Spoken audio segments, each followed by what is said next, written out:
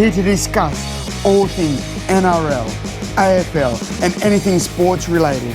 Please give a warm Aussie g'day to the footy fanatic and America's own Corey Jackson in Outside the Sheds.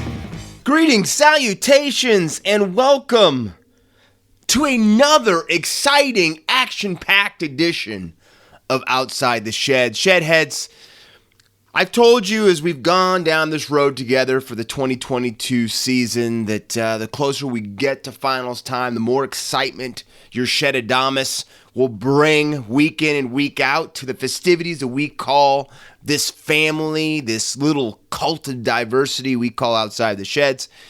We're here again. Now, your Shedadamas has been on the ropes a little bit the last couple of days. I wouldn't say he's under the weather, but he's fighting. He's fighting some neck stiffness. He's fighting a little pain. He's fighting a little, just not his best. Not 100%.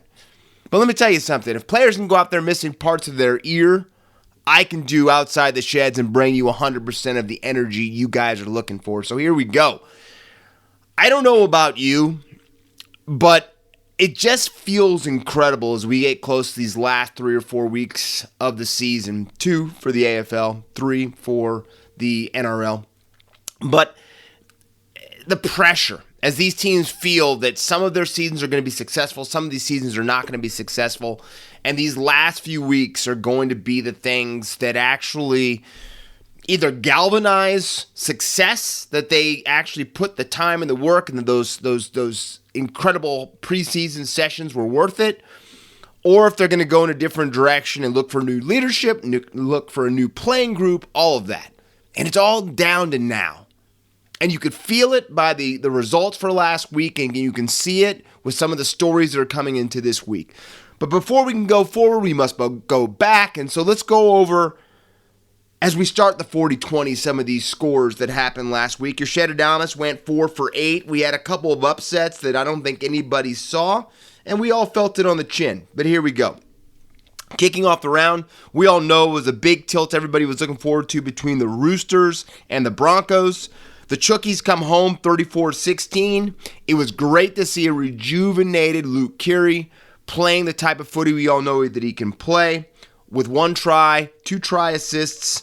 And the crazy thing about this result is now the Roosters are only 2 points out of a top 4 position. And you think as they're playing, and they've got a tough road home. The Chooks have a tough road home. They got the Cows this week, which I cannot wait for that match. But handling a Broncos team that is slumping right now, but handling them, you've got to feel strong. And don't forget, your Shedadamas had predicted some big things for the Sydney Roosters this year. But great job by the Chooks, and I'm really happy to see Luke Keary getting back to some of his best and running the ball. Storm 32, Titans 14. The Munster show was back on display. Cameron Munster put back in the full-back position after Nick Meaney goes down with a head knock. But it was Munster at his best. And it really brings into question now if Cameron Munster should be playing all the time at the fullback position. Because if you listen to Cameron Munster talk about it, the one thing that he loves about the fullback position is he doesn't have to think. Now, some people think Cameron Munster doesn't think anyway. That's a joke.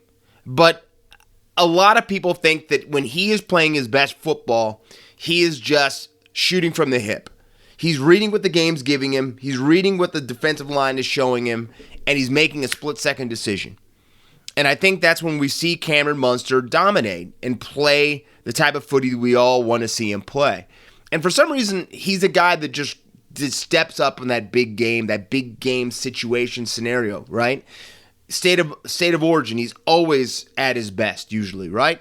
And we got to see that again.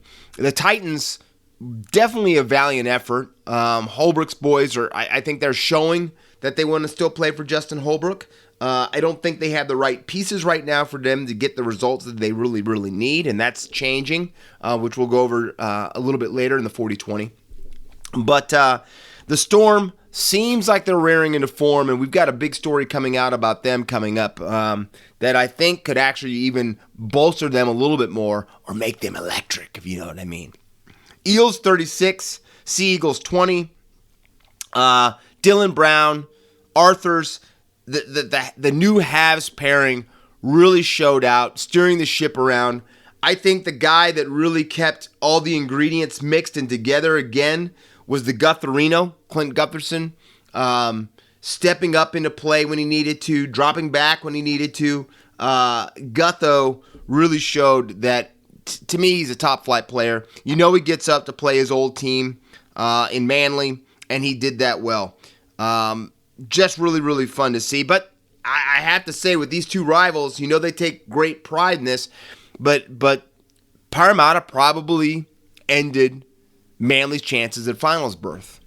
And, you know, a lot of people have been talking that they think that the jerseys that came out a couple weeks ago during women's round, women of league round, that it's still having effect with Manly, and I don't know if that's the case. I don't think any of us know unless we're inside the locker room.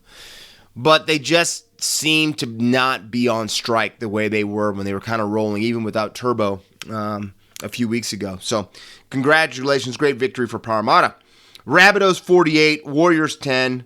The Bunnies continue to cruise, but to me, that's not the thing that came out of this. I think all of us knew going into that match that the Bunnies were going to win it, but it's just the lackluster performances that the New Zealand Warriors have been putting on the field. You know, they're back home now. They're back, you know, at Mount Smart, and they're able to play in front of their fans and all of that, which is a great story of the perseverance of the club, but to show no heart whatsoever, you know, against South Sydney. And it's really sad to see, because I know the Warriors are a proud organization and a proud team, and they just haven't had the results on the field show the pride that club has. And I hate to say it, but I'm so disappointed in the end of Sean Johnson's career. One of the most dynamic players I've ever seen in the game is now just a shell of himself, really. I think we can count on one hand the amount of times we've seen Sean Johnson try to take on the line to bring people towards him to get a pass off. He's looking to do a kick. He's looking to do a cutout pass.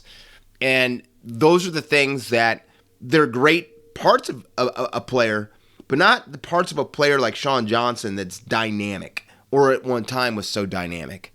And maybe that's a problem. When you're so good at one time, when you fall, it can just look horrible. And I think it just really, really looks bad right now. So horrible performance by the Warriors.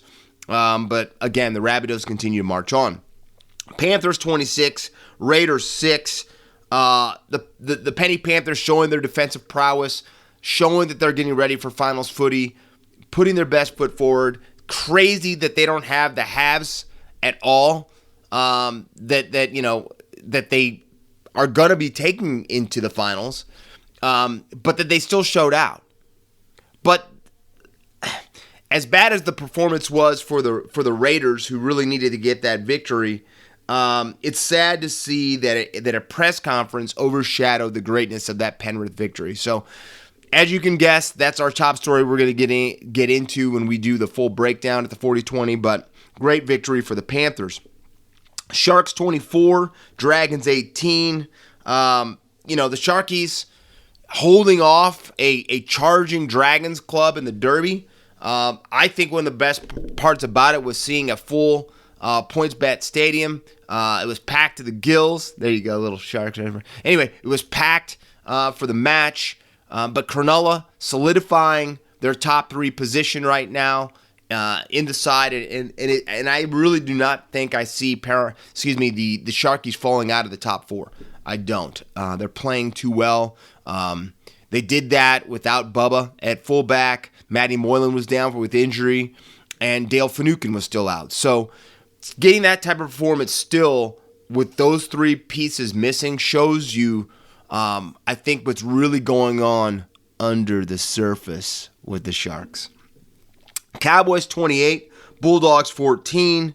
The Doggies spotting them 10 points, looking like they were in charge, looking like they were playing well. Still, I got to tell you, this Canterbury club is not the Canterbury club that was stinking up the joint at the beginning of the season. This is a fun team, and Gus Gould's got his hands full now on his decision. Does he really remove Mick Potter, a guy who seemed to bring fun back to the Dogs? And I know everyone is on the Cameron Ciraldo bandwagon, and Ciraldo. But you're taking a chance getting rid of a guy that's got your club playing one of the most exciting brands of football right now in the competition.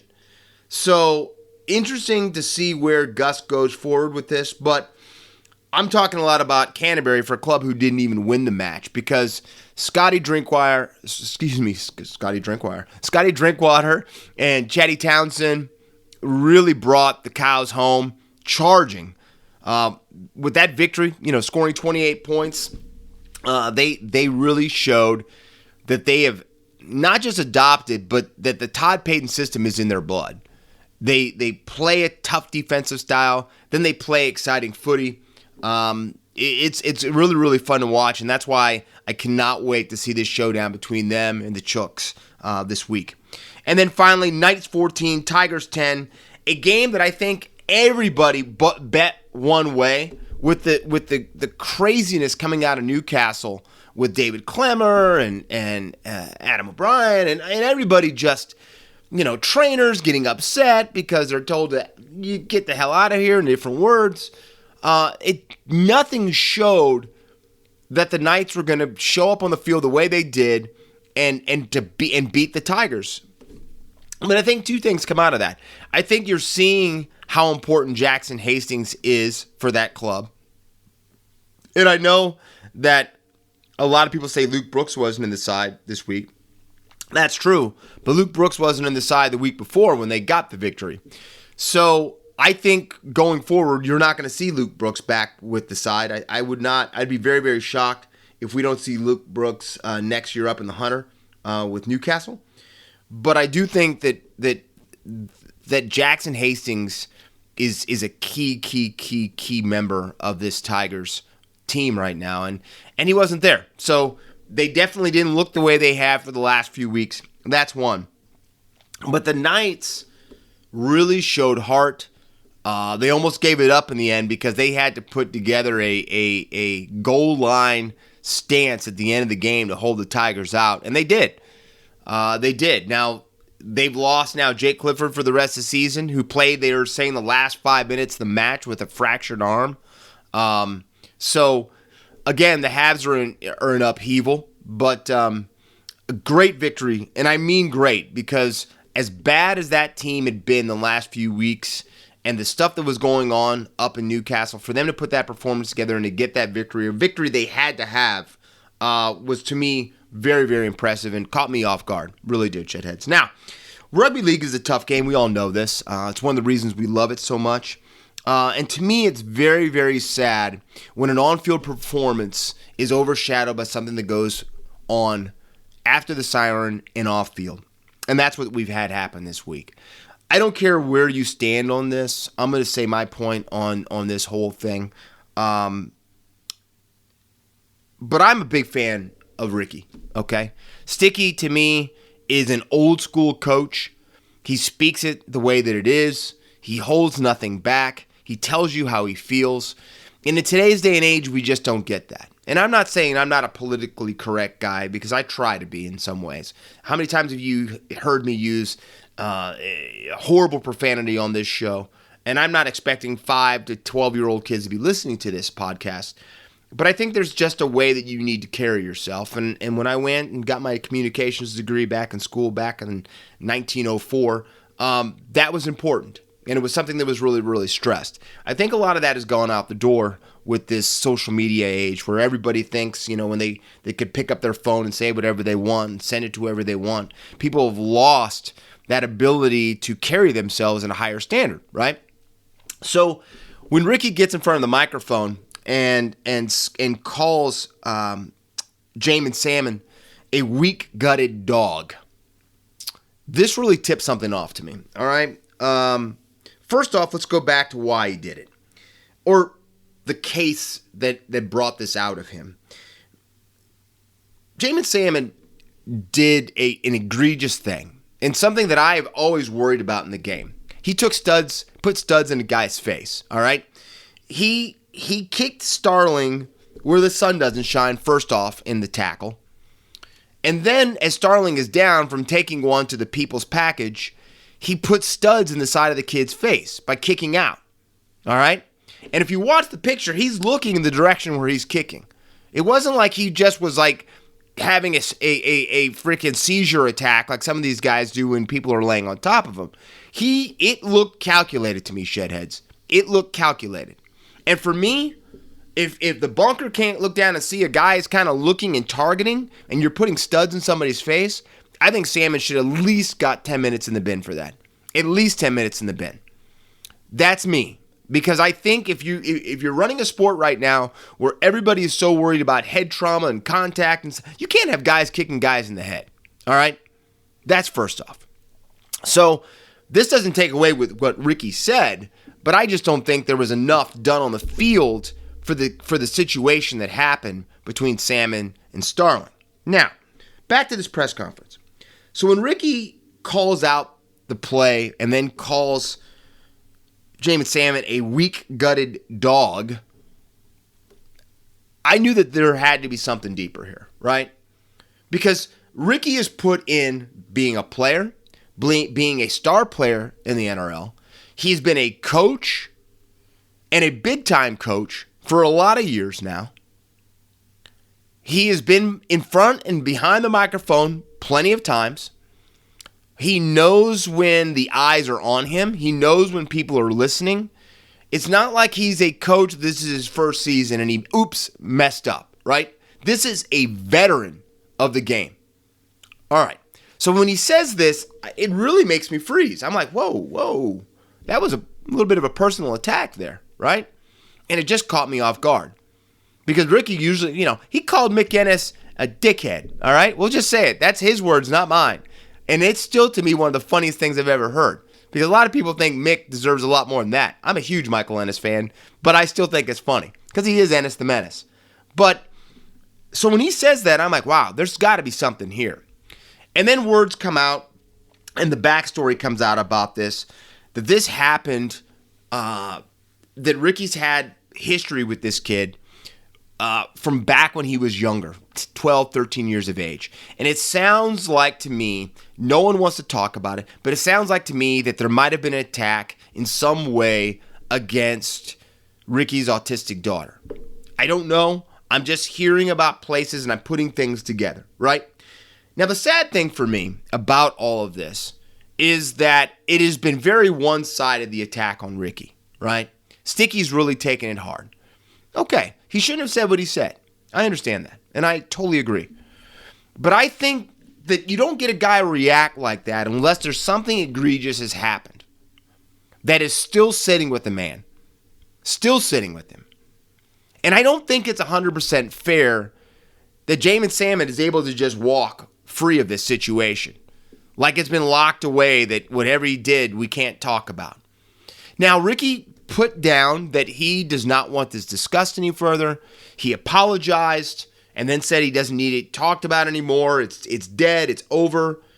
But in the court of law, to me, both sides need to be heard. And I think public sentiment might be totally different if we actually heard and knew what Jamin Salmon did. That is still rolling around in Sticky's brain. And I don't think, I've done some not cool things. I think all of us have done things we're not proud of. But I've never once messed around with a child or been mean to a child because of deficiencies in any way. My mother used to work with the students that needed more help, more care. I have a close friend who has a son that's challenged. And I love the kid, right? Love him. Matter of fact, he's a huge part of my life in the standpoints where he probably makes me laugh harder than anybody else. But that is totally been protected, where we don't know what Jamin Salmon did. And I don't think you can make a true decision on the way you feel about something unless you see both sides of the story. All right? Okay, that's my feeling on this. My problem with a lot of this is that now Ricky has been handed down a breach of notice from the NRL. And this breach of notice comes with a $25,000 fine, and he's not able to coach or be at the player facility or to be at the game for a week.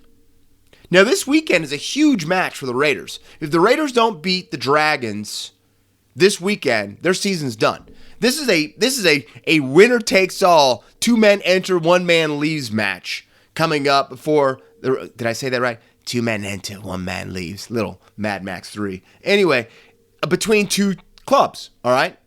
And now Ricky is not going to be there while Hook will be able to be there. To me, $25,000, because this is not going to be paid by the club. It's going to be paid by Ricky, is enough. It's enough.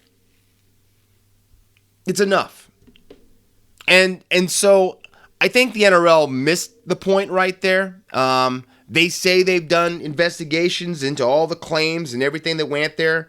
I have a feeling Ricky was not as forthcoming as he possibly could have been. He says that he has described and told the situation of why he reacted the way that he did.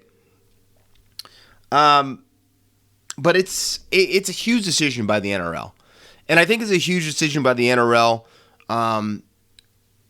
that none of us got to hear the full story. And in the age of social media, in the age of news, and when I live in a country that deals with a lot of people that don't ever want facts, but want things said to them so they feel better, it's troubling for me. But I just hope for the best for Ricky. I hope that he gets through this and can still say the same Ricky Stewart that we've all kind of fallen in love with for his blunt style. And I would love the truth to come out. I really would. Because trust me, when someone is not a good dude and has done bad things, I've called them a hell of a lot worse than a weak-gutted dog. Just saying. Now, let's talk about the things that we want to talk about, and that's stuff on the field. And with this week's blockbuster that we got kicking off the round, we've got the Storm in one corner, ding ding. We've got the Panthers in the other corner, ding ding. Love my bell, don't you? First off, this is a big enough match without any side story, right? You've got 2 clubs that are like streaking cars to a finish line right now. You got the Panthers that are holding form even though they've lost Cleary, Luai, Kickow is out. May just went down now, won't be playing this week. They're coming like little Johnny Tremaine, little red badge of courage, little Band-Aid on his face, but they're coming. But they're still leading the pack, right?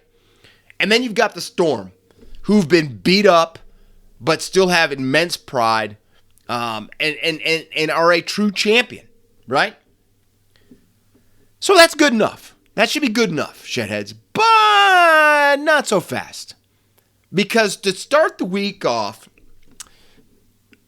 Vice Chairman of the Penrith Panthers, Fox Footy, Fox NRL, whatever you want to say, Fox Footy, commentator Brandy Alexander came out and he called the Storm out for their tackling style and wrestling, slowing down the play of the game.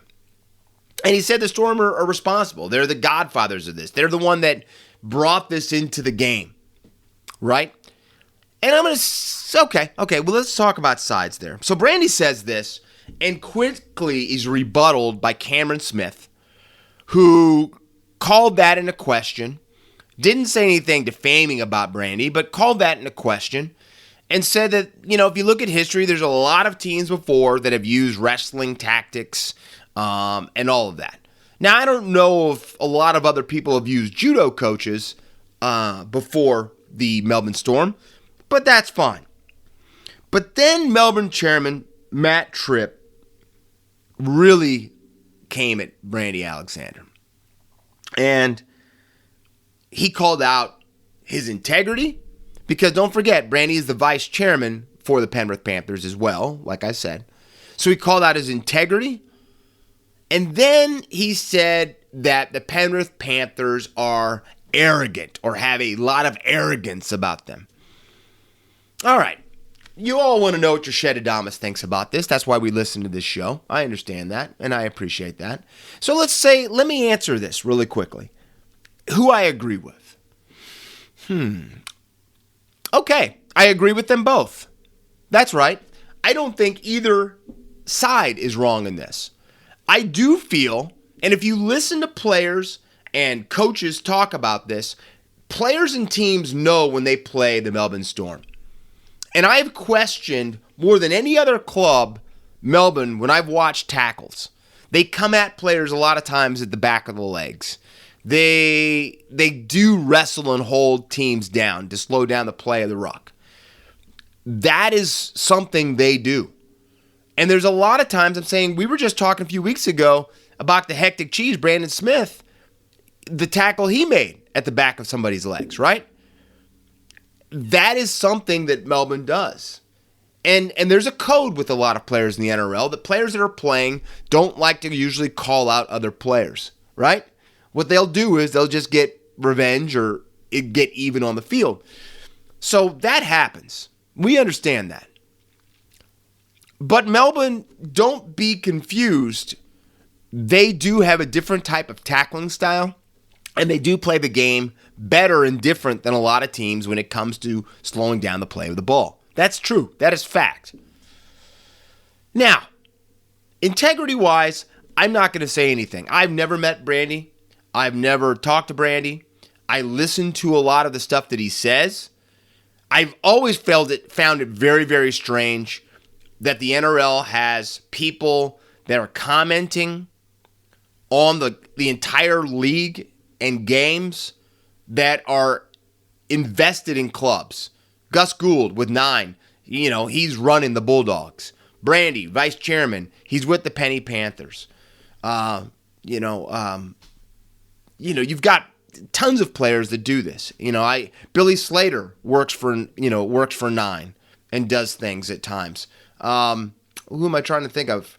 Brad Fittler is known. That's how I first knew about Brad Fittler, because I wasn't watching the game when Fittler was dominating, right? So I know Fittler. I have both of his books in my library, right? Love to have you sign one of them too, by the way, Brad. But anyway, I've got both of his books down there. So I know him for being an on-field, sideline guy that's giving information. But he definitely has vested interest because he's a coach for the Blues. So this is a strange thing for me, especially in America, where you have people that are able to speak about the game, but you know that they are, tied in with clubs. It's strange. It wouldn't go over here in the States. It wouldn't go over here in the divided states. But it's something that I've gotten, I guess, accustomed to watching the games, right? So I do find it strange, and I don't want to say I call out as an integrity, but I definitely know he's coming from a slanted point of view at times. Cool. Arrogance is something that I think by every means, and I agree 100% in this, Penrith is an arrogant team. But you tell me one dominant club in any sport, not just NRL, not just AFL, you tell me a dominant team that isn't arrogant. Just tell me one. You have to have that type of arrogance and swagger if you're the best, if you're a champion, if you're the top. You're the alpha, for criminy sakes. You're the guy. You're the man. And don't think if you're a guy that walks into a club, restaurant with the hottest girl in there, you don't feel a little bit arrogant. That's just what happens, man. Just what happens. Now, I do sometimes have a real problem. I've had problems before. It's kind of calmed down a little bit with some of the celebrations. And I'm a huge celebration guy. But Penrith would sometimes get celebrations to goad the other teams. Kind of isolate guys out and celebrate around the opposing team and stuff like that. I'm not down with that. That's not cool. But they are arrogant. So I totally agree with this. So I don't know what you say about this. I think the greatest part about all of this that we just talked about is that we get to see in a matter of hours this combustion of both sides coming together and get to play and get it out. This isn't 2 weeks out. This isn't 3 weeks out. This isn't a foreshadow for the final. This is going on in a matter of hours. And once again, Mrs. Shedadamas will not be happy because I will be staying up to watch this live, to take it in as it happens. So can't wait for this, but I agree with both sides on this. You both are winning. Well, movement happens. We know movement is a part of the game, and we've got more movement. The Chooks are set to lose one of their premier champions, a guy that's been there for a while, Sam Verrills. And a lot of people were wondering what was going to happen with Sammy Verrills and the Hectic Cheese, Brandon Smith, coming in with the tricolors of the Chooks next year. And we got the answer to that because Sam Verrills has signed a 2-year deal to move up to the Gold Coast Titans and will be working in the spine now as long as he can still continues to come there with Kieran Foran to try to make up a nucleus in the middle for Justin Holbrook's struggling club right now. I think it's a huge get for Gold Coast. I know the Chooks really didn't want to lose Sam Verrills, but, the Chooks have to stay under salary cap as well. They can't keep everybody. But I think this is a big, big move. Sam has really been playing some really, really good football this year. So if he stays in form and stays healthy, I think it's a great buy for the Gold Coast Titans. Now, as that goes on as well, we also have a major, major signing. The comeback tour continues for a guy that I love to watch, Tamery Martin. He's had a pretty good season in his comeback with the Brisbane Broncos. He's actually injured right now. But he has now parlayed this really good season that he's shown to a 3-year deal to go back home to play for the New Zealand Warriors. Now, what I'm hoping is Tamery Martin's story, his leadership, actually comes to pass to help this club do something and to change their fortune and to get the Warriors back to where everyone wants to see them as a hard-driving, fun team to watch in the attack. So hopefully that happens, but I'm just excited that the guy has now signed a 3-year deal, and I know he's excited to go back home. So congratulations for this signing for the Warriors first off, but especially to Tamery Martin and to Sam Verrills for inking these long-term deals with their clubs. Now let's go into some picks for round 22. We got the one we started off with, the one we've been talking about, Storm versus the Panthers. I am taking this without a shadow of a doubt. I'm taking the Melbourne Storm to go to the foot of the Blue Mountains and to get an upset over the Penny Panthers. I just, for some reason, think the Melbourne needs this game more than Penrith and are going to show what they're made of. Friday, Bulldogs versus the Warriors at Mount Smart Stadium. I don't think we're going to get the fight for the Warriors we want to see. I think the Bulldogs are going to go down there and show out and get another victory for Mick Potter. And then Rabbitohs versus the Eels. The Rabbitohs have had something over the Eels recently, and I don't think I see that changing. I think that the Eels they've played well the last couple of weeks, but I think South Sydney has got a point to prove, and they have more to play for to make sure they stay in the 8, and I'm taking the Bunnies. Saturday, Cowboys versus the Roosters. Oh, I'm so excited I get this at an early time. I won't be half asleep and trying to stay up on Monster Energy drinks and sugar. I'm taking the Chooks at the SCG. I'm taking Sydney to get a victory over Toddy Payton's boys and the Cowboys. Then we have the Sharks versus the Tigers. I think we saw what the Tigers have in them right now without Jackson Hastings, and I think the Sharks are going to be too much for them. I'm taking the Sharks. And then to finish out Saturday, we've got the Knights versus the Broncos. I know Newcastle got that big victory, but with Clifford going down, they're really going to be in trouble in the halves. So I'm taking the Broncos to start steering that ship back up and getting the victory. And then finally Sunday, we've got the Dragons versus the Raiders. We've got a match that, like I said, 2 men enter, 1 man leaves.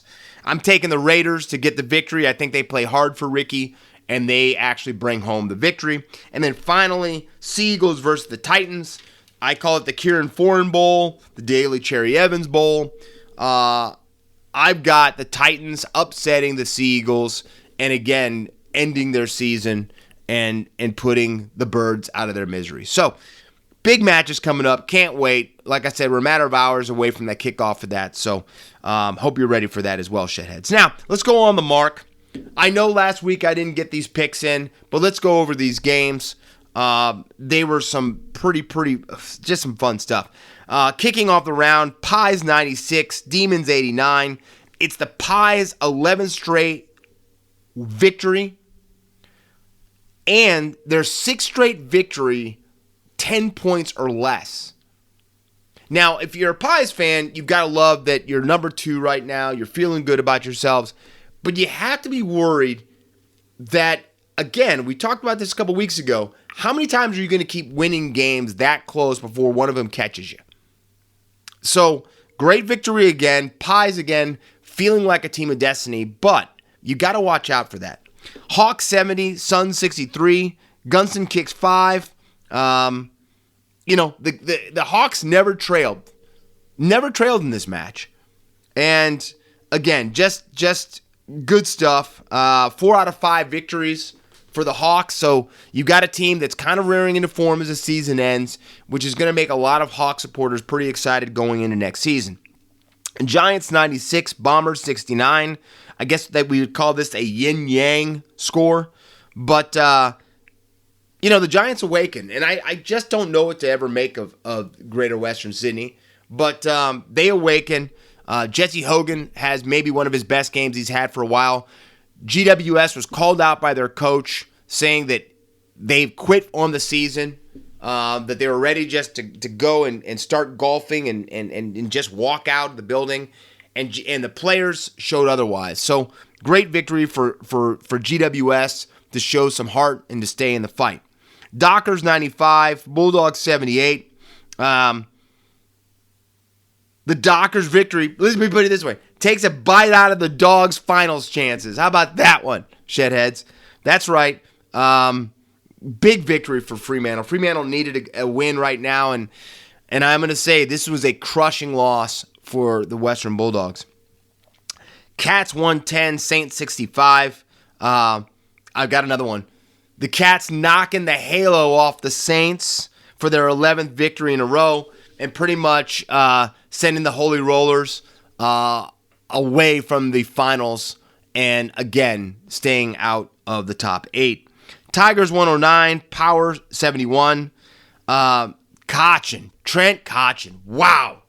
Watching this guy turn back the clock, 32 disposals. Kachi was playing some of his best footy. He was hitting, he was tackling, and the guy is rearing into form like a warrior getting ready because he knows the big time's coming. But they did it, man. They're just looking good, the yellow and black is, and I can't wait for this match against Hawthorn this weekend. You have 2 informed sides coming together, so it should be fun. But unfortunately, on the other end, we're going to talk about this here a little bit later on here on the mark, but this pretty much ends the Power season.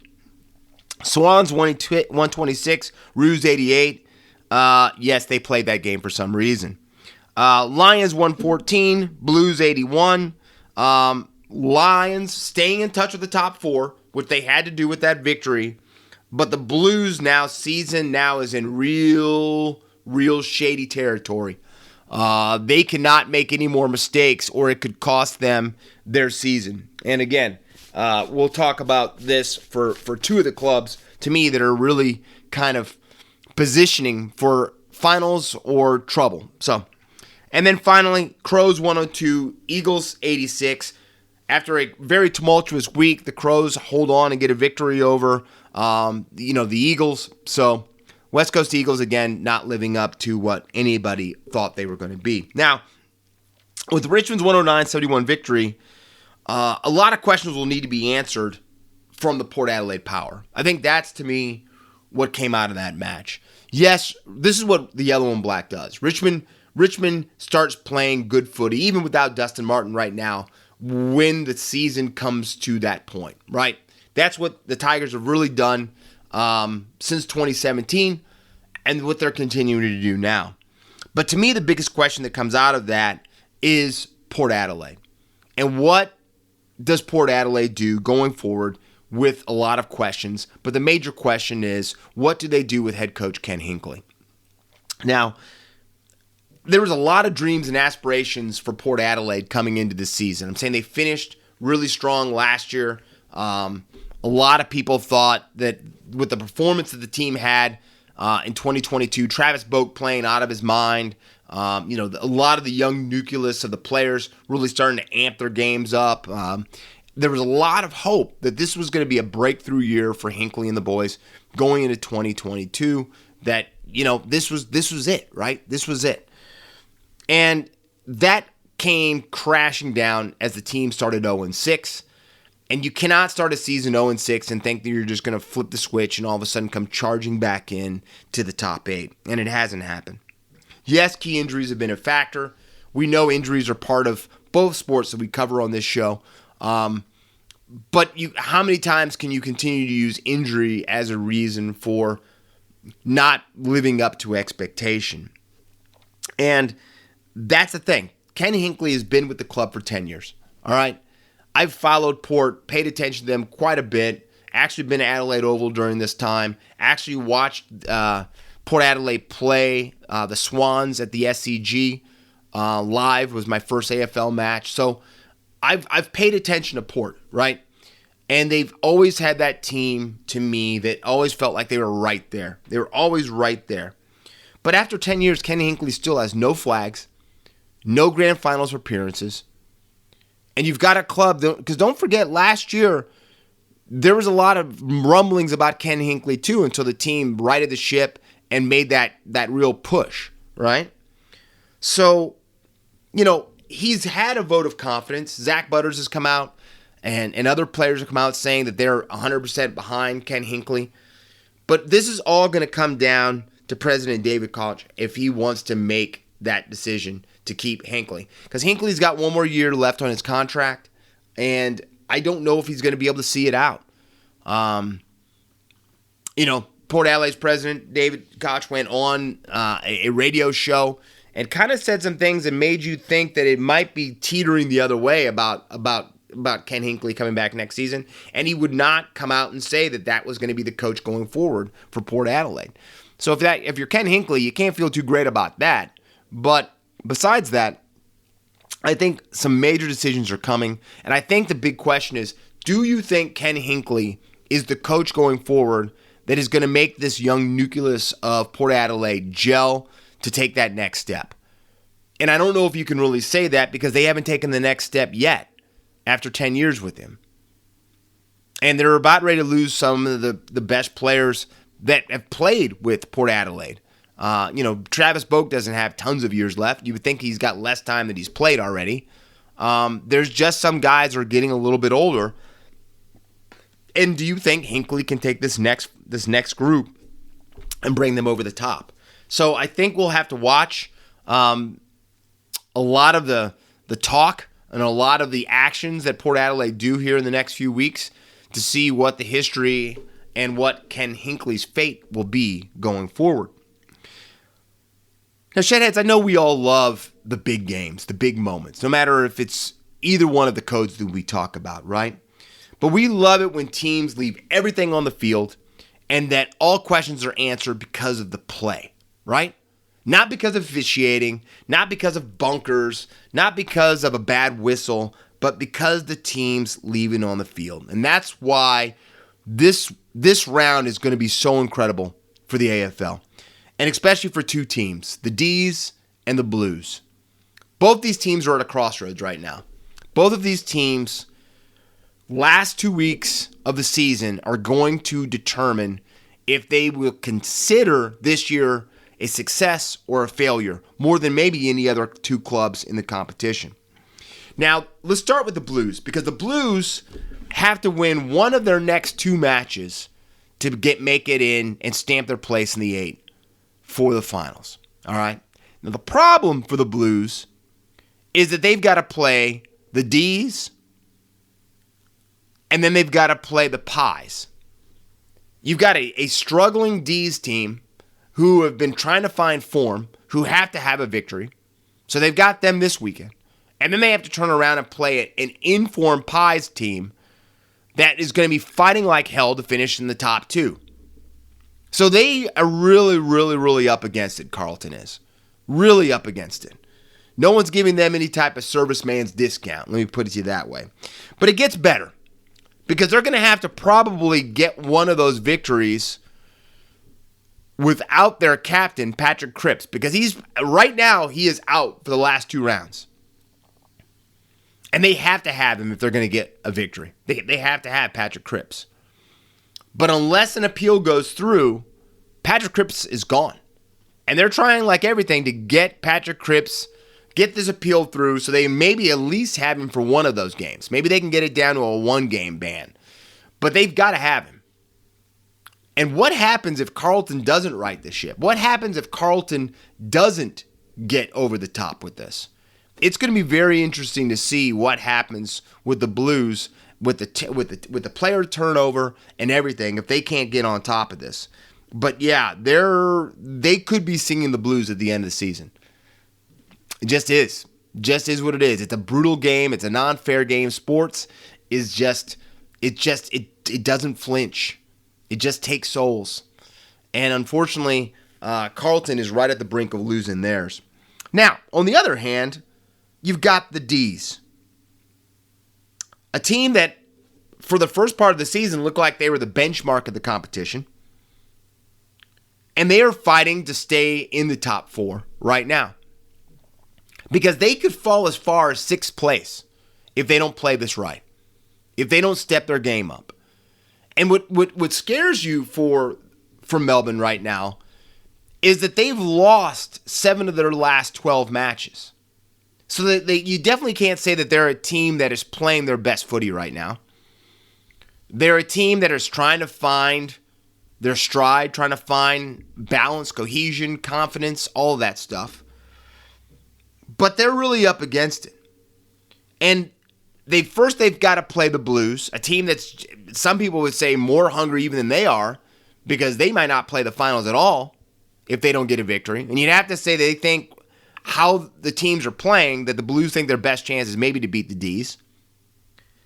But if they get past Carlton this weekend, you've got the showdown of showdowns between the D's and the Lions at the GABA for round 23 to close out the regular season. And I cannot really tell you how exciting that match would be if it was for all the marbles.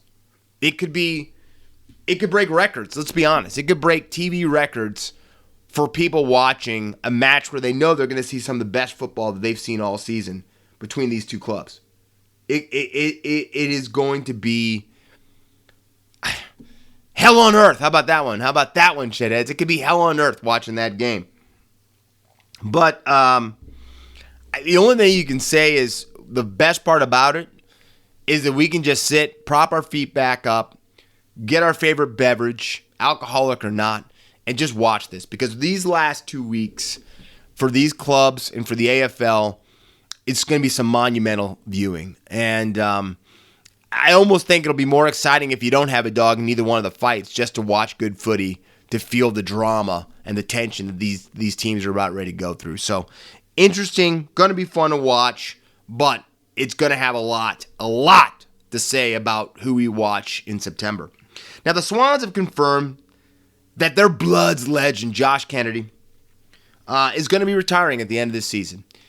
He's had hamstring injuries. He's had some knee. He's just been feeling the end of a career. Let's be honest. It's a brutal game. Some of the best athletes in the world are AFL players with the amount of running they have to do, tackling, all of that. There may not be a more strenuous toll to the body than running like an AFL player does. But it is going to bring to the end a storied career for a legend of the club.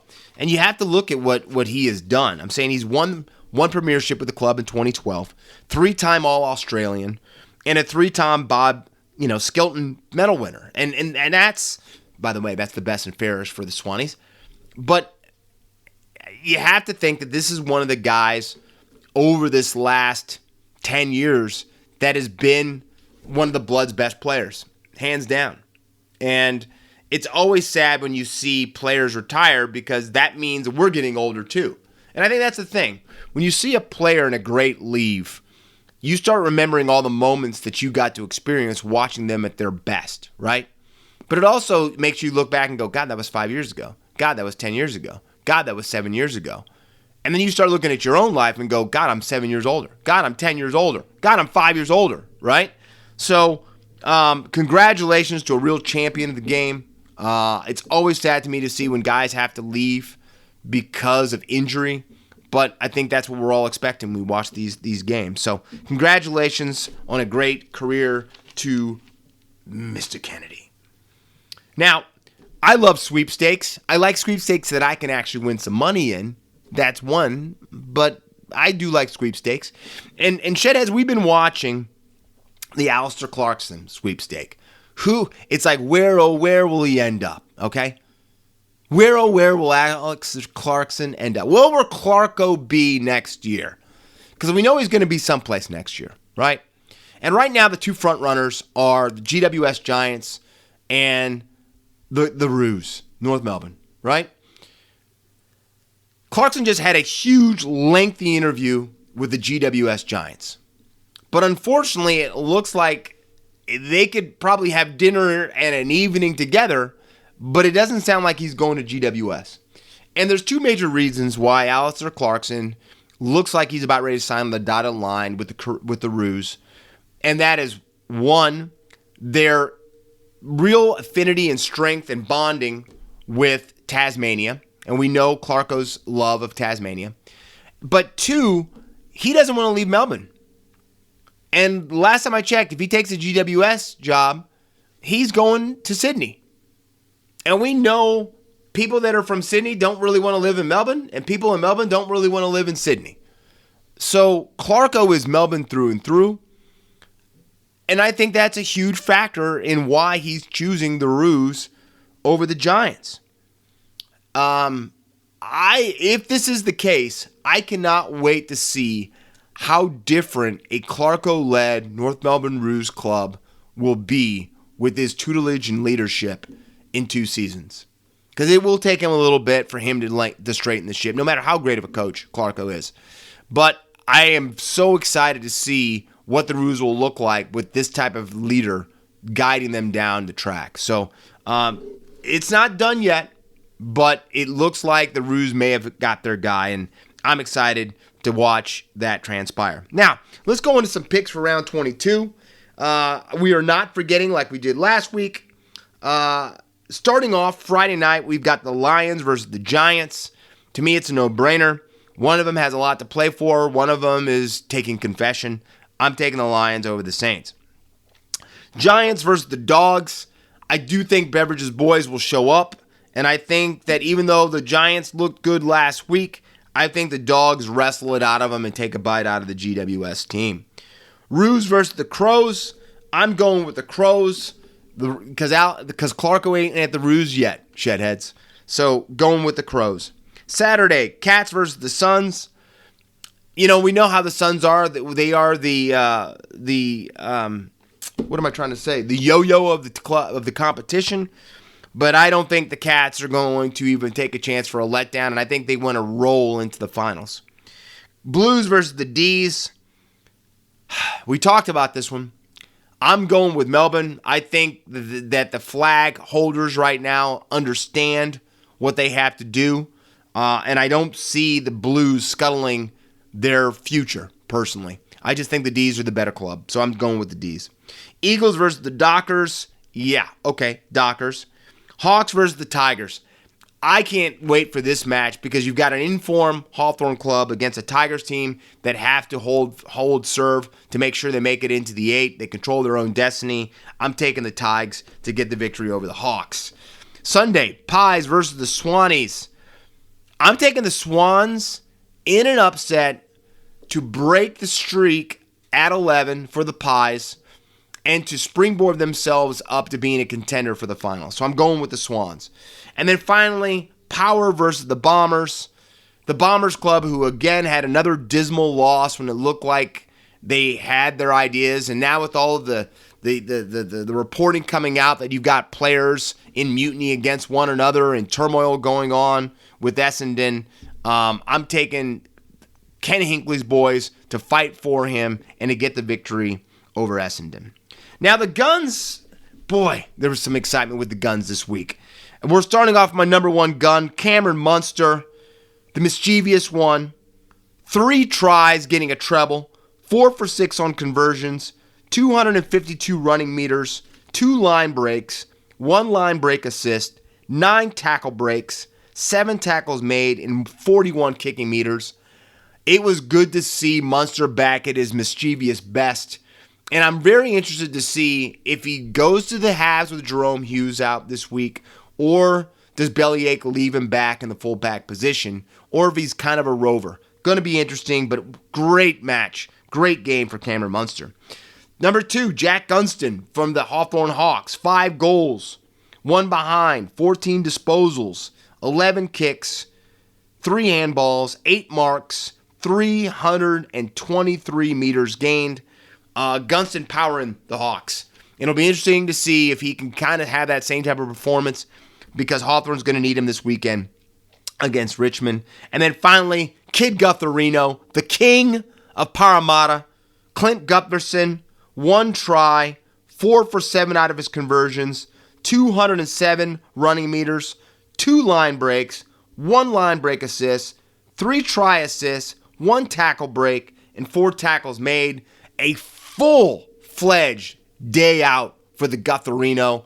Gutherson, who without Mitchell Moses there, knows that he's got to be not just the captain, but the inspiration for the Eels going into the finals. So yes, Dom, I did pick Clint Gutherson as one of my guns.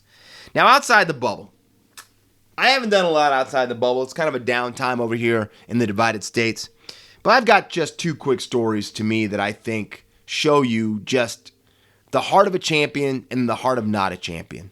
And we're going to start with the heart of not a champion. And it starts with Kevin Durant, KD, a guy that I don't know KD, but he spent quite a bit of time around an area that I'm quite fond of.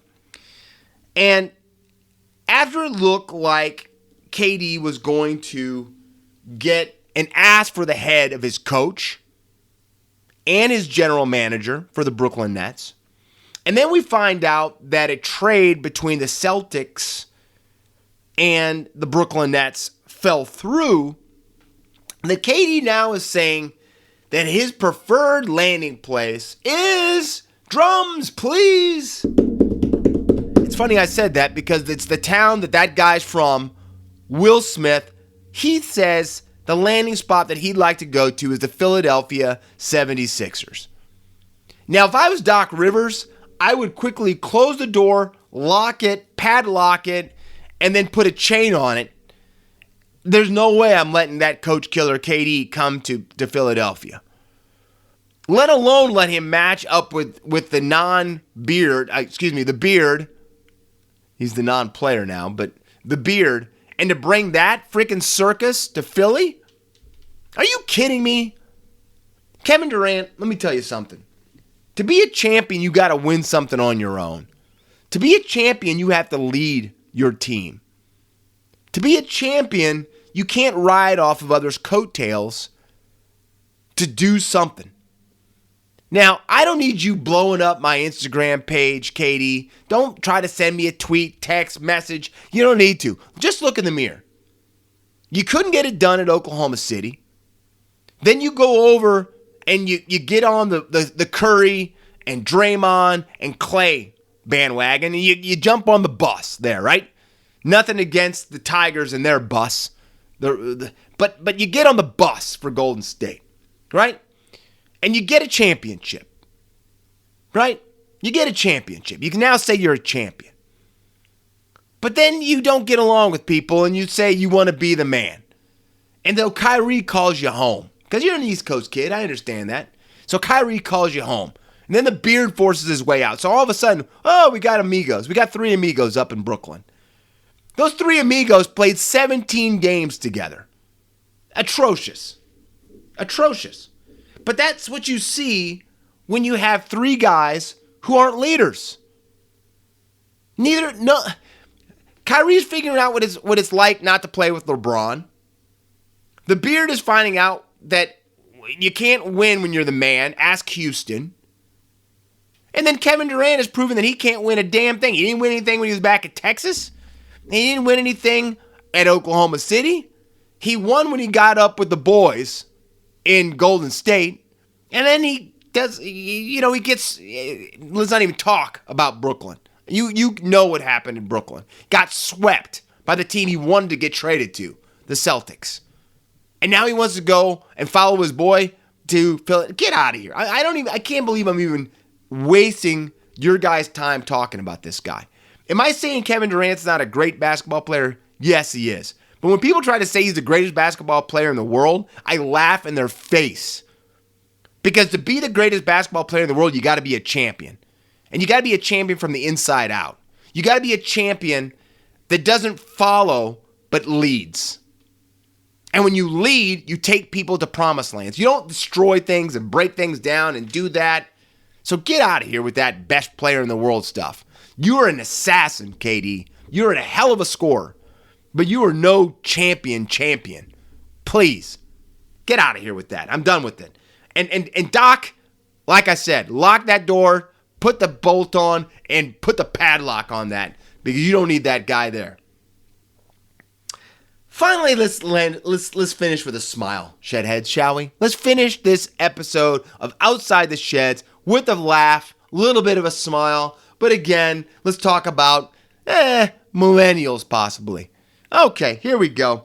Pirates second baseman Rodolfo Castro. He didn't lose his pants sliding into third base head first.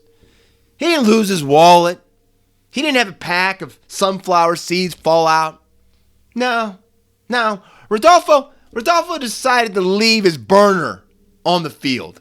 And if you guys don't know what burner is, a little slang over here in the divided states, his phone.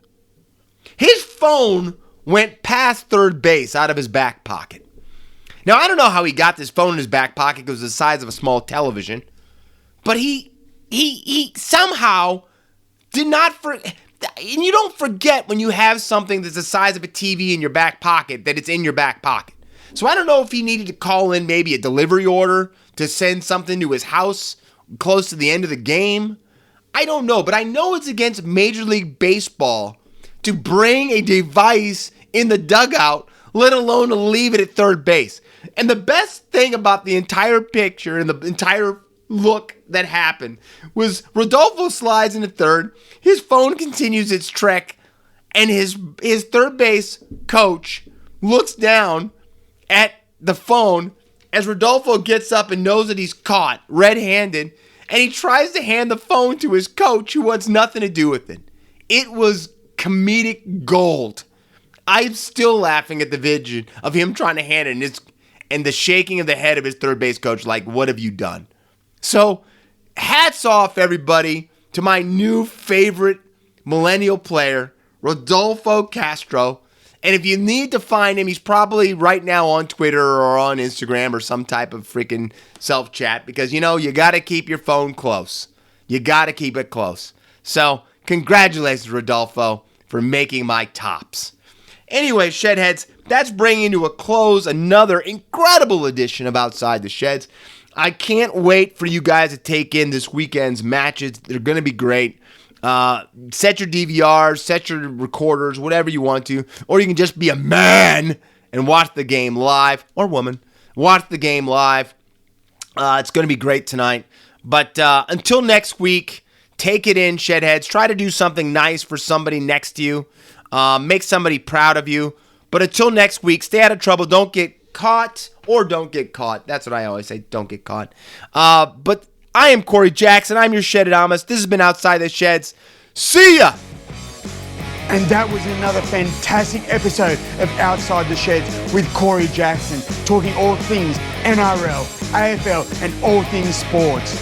So please remember to smash the subscribe button and share this with your family and friends and show them what Australian sport is all about.